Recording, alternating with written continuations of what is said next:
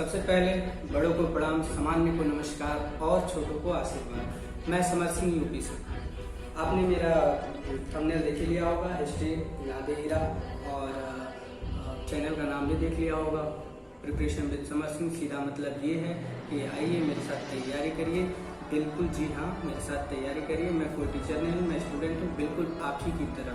मैंने फॉर्म भर रखे हैं, अपनी भी तैयारी कर रहा हूँ, तो कोई फालतू बात नहीं। चलिए ऑन द टॉपिक आ जाते हैं। गांधी हीरा बापू, इनका पूरा नाम मोहनदास करमचंद गांधी।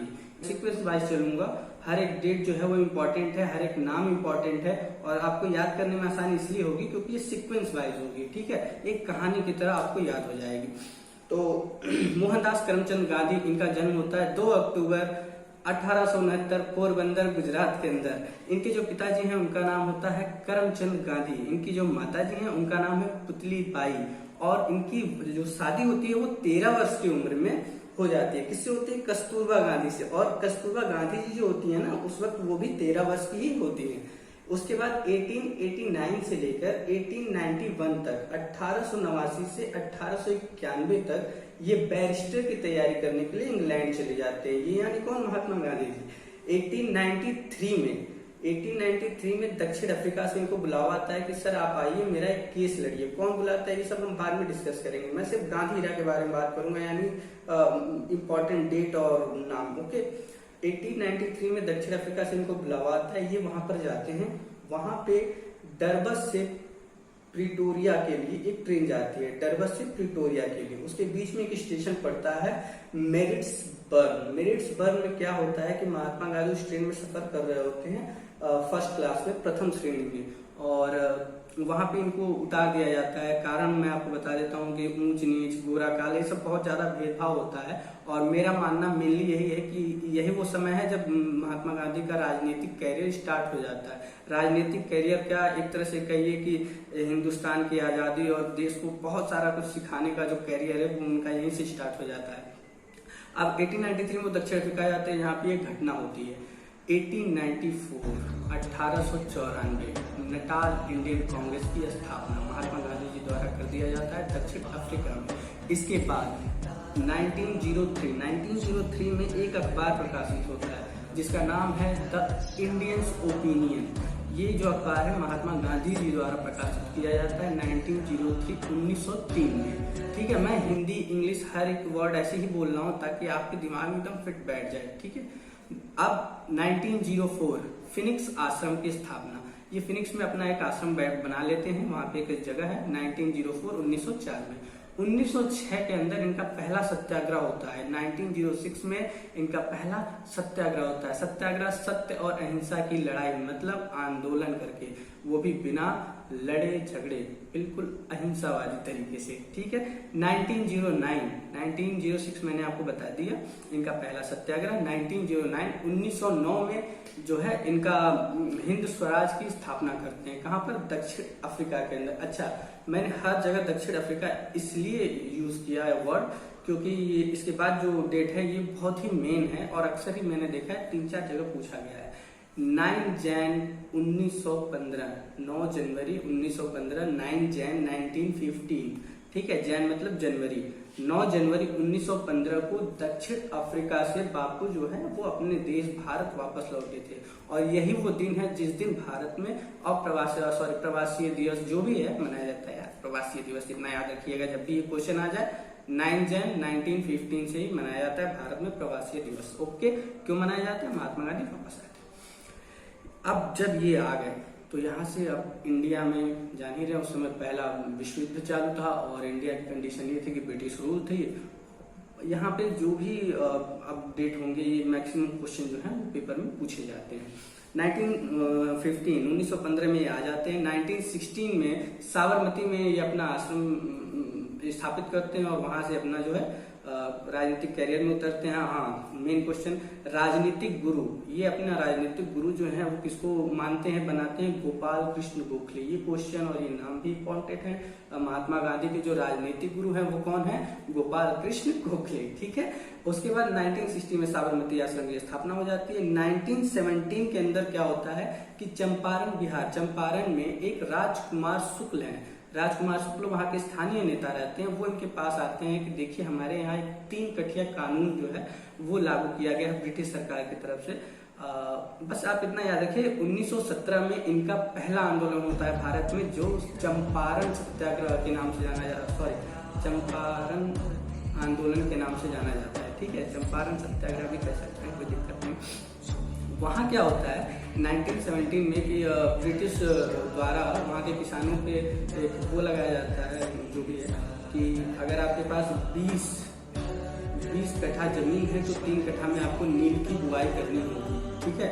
और नील की बुआई से क्या होता था कि जो उपजाऊ जमीन होती थी वो बंजर हो जाती थी, ये नुकसान होता था। तो इसके खिलाफ वहाँ एक आंदोलन हुआ जिसको चंपारण सत्याग्रह कहा गया। 1917 में महात्मा गांधी जी वहाँ गए और ये इनका पहला आंदोलन था भारत में, ठीक है। ये पहला था इसलिए ज्यादा जोर दे रहा था। इसके बाद 1918 उतना इंपॉर्टेंट नहीं है, लेकिन अहमदाबाद में एक टेक्सटाइल मिल था जहाँ के मजदूर जो है बोनस के लिए आंदोलन पे थे, फिर गांधी जी वहां गए, उनका भी सहयोग किए। अब भैया आता है मेन डेट 1919। इस समय जो वायसराय जो भी है वो अंग्रेजों की तरफ से चैम्सफोर्ड था, फोर्ड याद रखिएगा लास्ट में, फोर्ड चैम्सफोर्ड। ये क्या करता है इनके समय में, मतलब एक कानून आता है जिसको रॉलेट एक्ट कहते हैं। ये रॉलेट एक्ट को एक तरह से अंधा कानून कह सकते हैं, ना अपील ना दलील की कानून, जो भी है बहुत सारा नाम दिया गया है। और ये जो 1919 वाला है ना कांड भैया, ये बहुत ही ज्यादा भयावह है और मैक्सिमम क्वेश्चन जो है यहीं से चालू हो जाते हैं। तो इसके विरोध में जो है गांधी जी असहयोग आंदोलन 1920 में चालू करते हैं, लेकिन 1919 कैसे भूल सकते हैं भैया। 13 अप्रैल 1919 बैसाखी का दिन, जलियांवाला बाग अमृतसर के अंदर। 13 अप्रैल 1919 जलियांवाला बाग अमृतसर के अंदर क्या होता है कि 2 सिखों के बहुत महान पुरुष लोग रहते हैं, मैं नाम बताऊंगा, टाइम कम है, मैं छोटी वीडियो बनाना चाहता हूँ, ठीक है। तो मैं बस गांधी इरा के ऊपर बात करूंगा। तो उन 2 लोगों को ब्रिटिश द्वारा जेल में डाल दिया जाता है और जो रोलेट एक्ट आया रहता है उसके अनुसार आप भीड़ नहीं लगा सकते, बहुत सारी चीजें थी। तो ये लोग क्या करते हैं कि उनको छुड़ाने के लिए जलियांवाला बाग में इकट्ठा होते हैं। बैसाखी का दिन रहता है 13 अप्रैल 1919 को। जनरल ओ डायर वहां पहुंच जाता है और निर्मम हत्याएं करा देता है, गोली चलवा देता है और वहां पे हजारों की संख्या में लोग मर जाते हैं। तो ये डेट तो यार भूलने वाला है ही नहीं, 13 अप्रैल 1919 जलियांवाला बाग कांड याद रखिएगा। इसके विरोध में फिर 1920 में गांधी जी असहयोग आंदोलन कर देते हैं। अच्छा ठीक है, एक चीज मैं बोलना चाहूंगा, ये थोड़ा हो सकता है स्टडी मटेरियल से अलग हो, लेकिन हाँ जरूरी भी है। 13 अप्रैल 1919 को जिस जनरल डायर ने इन लोगों की हत्या कराई थी, एक भारतीय ने उसके घर में लंदन में घुस के उसको मारा था, उसका नाम था सरदार उधम सिंह। और ये मैं इसलिए बताना चाहता हूँ क्योंकि गर्व होता है, और युवा हूँ, भगत सिंह का फॉलोअर हूँ, चंद्रशेखर दिल में बसते हैं, तो ये जरूर था मुझे बताना। डेट भी मैं आपको बता देता हूँ, 1940 में मारा था। देखिए 13 अप्रैल 1919 में जलियांवाला बाग कांड होता है, ठीक है, और 13 मार्च 1940 को सरदार उधम सिंह इनको मार देते हैं लंदन के अंदर। अब आपके लिए मैं एक क्वेश्चन छोड़ जाता हूँ, लंदन के अंदर एक हॉल होता है, उस हॉल का क्या नाम रहता है, ठीक है, वो आप मुझे कमेंट कर दीजिएगा। 1920 में असहयोग आंदोलन गांधी जी द्वारा स्टार्ट किया जाता है। अच्छा इसके बीच में आप ये भी याद कर लीजिएगा कि 1919 से लेकर के 1922 तक इसी मूवमेंट के अंदर एक और मूवमेंट रहता है, खिलाफत मूवमेंट। इसको हम बाद में देखेंगे, मौलाना जी से रिलेटेड है, वहां के खलीफा जो है बाहर के देश के, उनके लिए था। लेकिन जब इंडिया की बात करते हैं तो 1920 में असहयोग आंदोलन स्टार्ट होता है। अब भैया क्या होता है, 5 फरवरी 1922, 5 फरवरी 1922, ये डेट भी याद करने लायक है, बिल्कुल याद होना चाहिए। ये भी बहुत बार पूछा जा चुका है, क्यों? तो मेन कारण ये है कि चौरी चौरा एक जगह है, कहाँ है, गोरखपुर से आगे देवरिया से पीछे बीचों बीच चौरी चौरा एक जगह है जिसके अंदर एक घटना हो गई।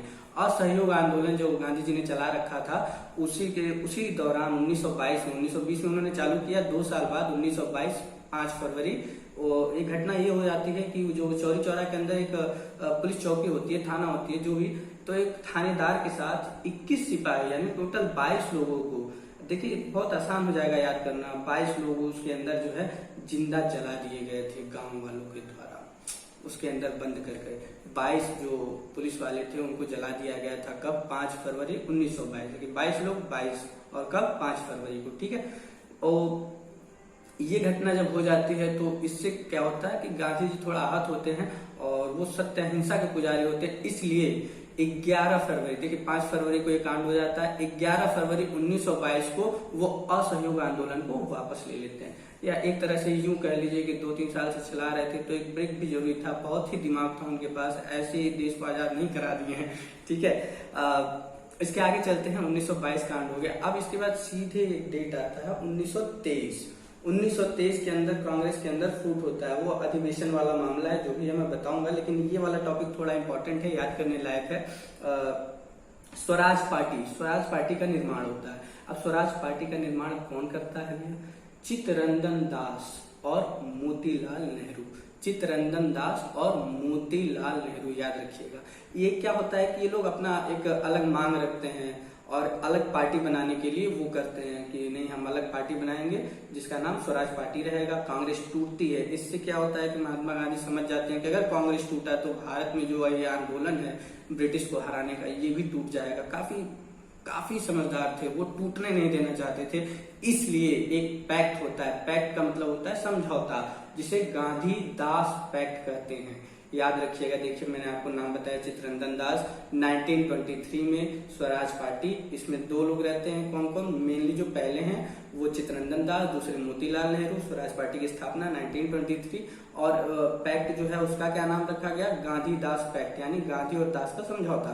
दास से कौन? चित्तरंजन दास। गांधी से कौन? महात्मा गांधी। ठीक है, इन दोनों लोग का अच्छा, इसके बीच में आपको बता दूं कि जो ये महात्मा का उपाधि है, ये गांधी जी को किसके द्वारा दिया गया है? तो रविंद्रनाथ टैगोर के द्वारा दिया गया है। और बीच में मैं भूल के आपको बताना कि जो जलियांवाला बाग कांड हुआ, उसी समय रविंद्रनाथ टैगोर ने अपनी उपाधि जो है वो लौटा दी थी नाइटिंगेल की। ओके, इसके बाद आगे चलते हैं।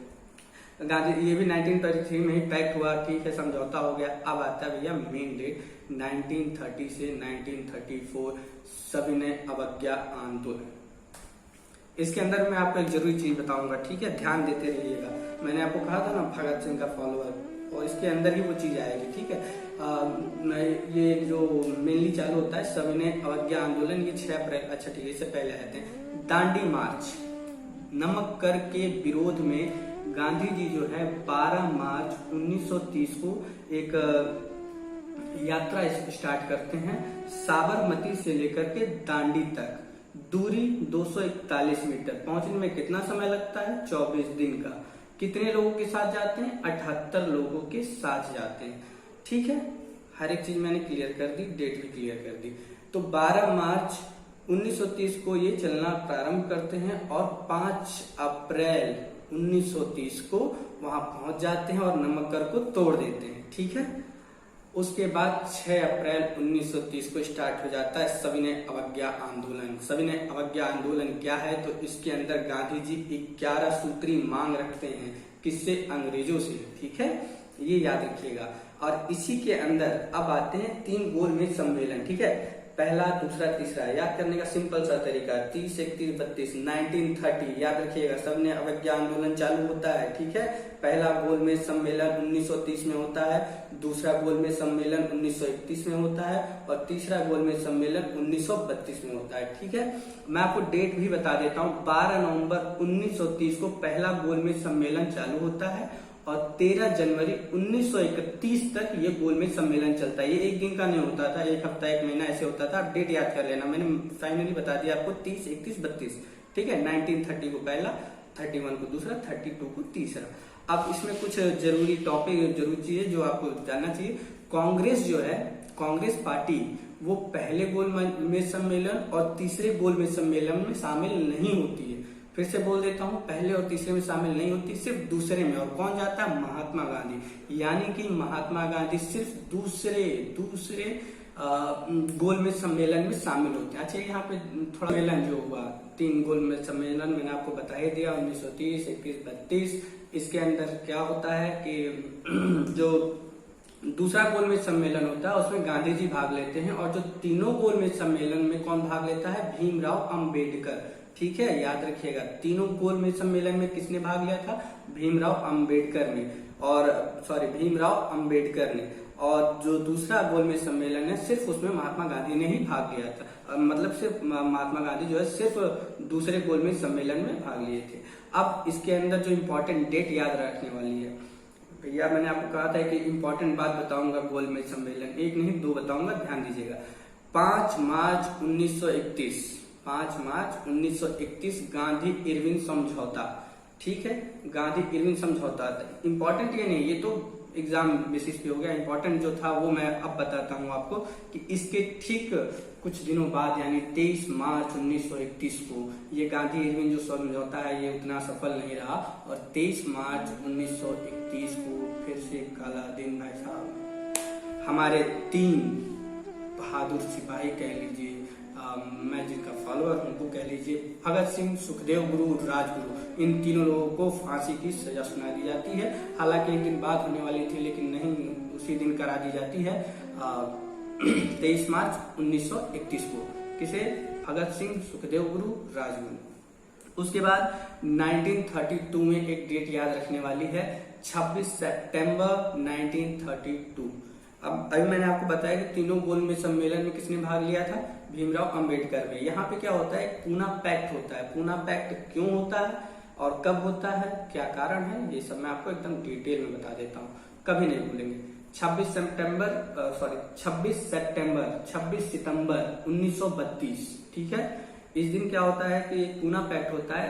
ये जो अंबेडकर जी होते हैं ये अपने दलितों के लिए बहुत आवाज उठाते हैं और बहुत अच्छा किए, बहुत ही अच्छी बात है। तो 1932 में क्या होता है कि वो एक मांग रखते हैं, क्या रखते हैं कि जो 71 सीटें होती थी उस समय दलित नेताओं के लिए, ठीक है, 71 सीटें होती थी। तो वहां पे ये हुआ कि भाई साहब 71 सीटें हैं, चलिए ठीक है, लेकिन जो दलित नेता है उनको सिर्फ दलित ही वोट देंगे। ये जो मांग थी अम्बेडकर जी रखे, और महात्मा गांधी जी इस पे सक्षम नहीं थे कि अगर ऐसा हुआ तो एक तो वैसे हिंदू मुस्लिम चल रहा था उस समय देश में, अगर ये हो गया तो फिर हिंदू आपस में बट जाएंगे, मतलब देश का बहुत सारा टुकड़ा हो जाता वैसा। फिर इनका दिमाग वहां पे काम किया और इन्होंने पैक्ट किया जिसे पूना पैक्ट के नाम से जाना जाता है। कौन कौन? तो गांधी जी और अंबेडकर जी के बीच में होता है। तो गांधी जी उनके ऊपर भी सहमति जताते हैं और कहते हैं कि ठीक है, लेकिन ये जो चीज है कि सिर्फ दलित वोट कर सकते ये गलत है, लेकिन मैं ये कर सकता हूँ कि जो 71 सीटें मैं उसको बढ़ा देता हूँ, और एक तो नहीं बढ़ाते, 71 सीटों सीधे 147 बढ़ा देते हैं। ये भी खुश, पैक्ट यानी समझौता सक्सेसफुल। अब आगे आ जाते हैं नेक्स्ट है इसके बाद 1940। ये डेट क्या है भैया? तो इस डेट को कहते हैं व्यक्तिगत सत्याग्रह स्टार्ट हुआ था। किसने किया था? तो ये भी नाम इंपॉर्टेंट है, ये भी बहुत बार पूछा गया है। विनोबा भावे और जवाहरलाल नेहरू। देखिए पिछला वाला जो था उसमें मोतीलाल नेहरू थे, ये उनके बेटे हैं। पिछला वाला है कौन? स्वराज पार्टी, ठीक है। इस बार कौन है? जवाहरलाल नेहरू। और पहले हमेशा याद रखिएगा, वहां पे पहले चित्तरंजन दास हैं, वो मैक्सिमम पूछे जाते हैं, और यहाँ पे पहले कौन है? विनोबा भावे। तो विनोबा भावे और जवाहरलाल नेहरू जो है ये मिलकर के एक स्टार्ट करते हैं व्यक्तिगत सत्याग्रह। कब? 1940 में। और इसी में एक नारा दिया गया, दिल्ली चलो, ठीक है, महात्मा गांधी जी द्वारा दिया गया, दिल्ली चलो। इसके बाद भाई साहब 1942 मेन और सबसे अच्छा आंदोलन भारत छोड़ो, अंग्रेजों को कह दिया गया भारत छोड़ो, गैप में जाओ। 1942 में भारत छोड़ो आंदोलन चालू होता है। इसी को अगस्त की क्रांति कही जाती है, और 8 अगस्त को गांधी जी की गिरफ्तारी हो जाती है। सॉरी, उनको पकड़ करके आगा खां पैलेस के अंदर रखा जाता है। और इससे अंग्रेज ये सोचते हैं कि ये जो आंदोलन है रुक जाएगा, टूट जाएगा, लेकिन नहीं, तब तक कांग्रेस विस्तार कर चुका था, काफी सारे नेता थे, बड़े बुजुर्ग अगर अंदर है तो इसका मतलब युवा थोड़ी चुप रहेंगे। उन्होंने आंदोलन को आगे बढ़ाया, करते करते करते फिर एक डेट आती है, इस डेट को मत भूलिएगा, 14 अगस्त 1947। 14 अगस्त 1947 चूतिया पाकिस्तान। 14 अगस्त 1947 को देश हमारा बट गया, पाकिस्तान बन गया, उधर भी इधर भी जो भी है। और उसके ठीक अगला दिन 15 अगस्त 1947, इस डेट को हमारा देश आजाद हो जाता है। किससे? अंग्रेजों से, ठीक है। 15 अगस्त 1947 स्वतंत्रता दिवस हर साल हम लोग मनाते हैं, ये तो बिल्कुल भूलने वाली बात नहीं है। इसके बाद आ जाते हैं भाई नेक्स्ट, यहीं पे कहानी खत्म नहीं होती है, अभी देश को आजादी मिली है, अभी बहुत सारी चीजें हैं। अगर मेरी वीडियो आपको पसंद आई ना भाई तो वाकई आप बात मानिए, मैं पिन पॉइंट चलूंगा और टू द टॉपिक आपको एक एक डेट और ऐसी सिर्फ इसी से नहीं, भारत का भूगोल, बहुत सारी चीजें खैर अभी खत्म नहीं हुआ है। एक और ब्लैक डे 30 जनवरी 1948, 30 जनवरी 1948, इसे भी याद रखिएगा, 30 जनवरी 1948। इस तारीख को महात्मा गांधी जी की मृत्यु हो जाती है, हत्या कर दी जाती है। किसके द्वारा? नाथूराम गोडसे के द्वारा।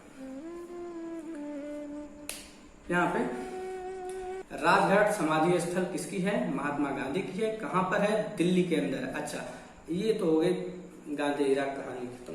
अब फालतू बात तो कुछ देर बात करेंगे, अब कुछ और बातें। मैंने क्या कहा? राजघाट समाधि स्थल, इससे मुझे याद आया शांतिवन समाधि स्थल जो है ये पंडित जवाहरलाल नेहरू जी का है, ठीक है। और आपके लिए मैं 2-3 क्वेश्चन छोड़ जाता हूँ, जैसे कि शक्ति स्थल, ये किसकी समाधि स्थल है? चलो मैं ही बता देता हूँ, इंदिरा गांधी। मैं आपसे मैं पूछता हूँ, किसान घाट, ये किसकी समाधि स्थल है? किसान घाट पहला नंबर, दूसरा नंबर अभय घाट और तीसरा नंबर विजय। ये तीनों किसकी है? फिर से बोल दूं? काफी है, ठीक है। ये 3 क्वेश्चन मैं आपके लिए छोड़े जा रहा हूँ। इसका कमेंट करके प्लीज आंसर दीजिएगा, मुझे भी अच्छा लगेगा। और प्लीज क्वेश्चन जरूर मुझे भेजिएगा। एट लास्ट मैं यही कहना चाहूंगा कि टाइपिंग बेस्ट है यार, टाइपिंग वाले फॉर्म भर रखे हैं। मैं भी तैयारी कर रहा हूँ, छोटी जॉब करता हूँ, जॉब के साथ तैयारी करता हूँ। वीडियो इस वक्त मैं टाइम देख नहीं सकता, कहीं है नहीं, लेकिन लगभग रात के 11-12 बज रहे होंगे। सॉरी, 12 से ऊपर हो रहे हैं। और मैंने बहुत मेहनत की है, ये मेरी पहली वीडियो है। और अभी मुझे पता चला कि YouTube पे वीडियो बना लेना इतना आसान नहीं होता है। अगर मेरे साथ तैयारी करना चाहते हैं तो प्लीज यार लाइक शेयर सब्सक्राइब, और मेरा चैनल पसंद आए। और उम्मीद करूंगा कि अगर 50 लोग भी मेरी वीडियो को देख लेते हैं, 100 लोग भी देख लेते हैं, तो मैं नेक्स्ट वीडियो बहुत ही जल्द लेके आ जाऊंगा। और वो जो मेरा नेक्स्ट वीडियो है वो भारत के भूगोल के ऊपर होगा, ठीक है।